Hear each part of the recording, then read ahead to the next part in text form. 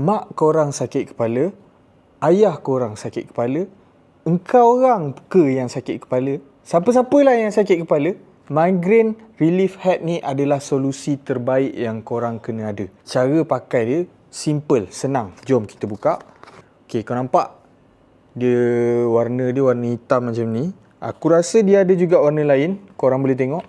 Tapi macam aku ambil colour warna hitam. Cara pakai dia korang je sarung je. Sarung macam ni. Okey. Leganya. Hai. Tapi kalau korang nak lagi sedap, korang letak dalam peti sejuk. Korang biarlah selama 1 minit ke 2 minit ke bagi dia sejuk, dan korang pakai. So kalau korang ada masalah stres ke, korang ada masalah sakit kepala ke, dah penat sangat bekerja ke, migraine relief head ni adalah solusi terbaik untuk korang. Harga dia aku rasa tengah murah. Jadi korang check kat beg kuning, tengok berapa harga yang korang dapat. Kalau korang dapat murah, jangan add to cart macam aku pesan, beli terus. Alright, grab terus. Check sekarang.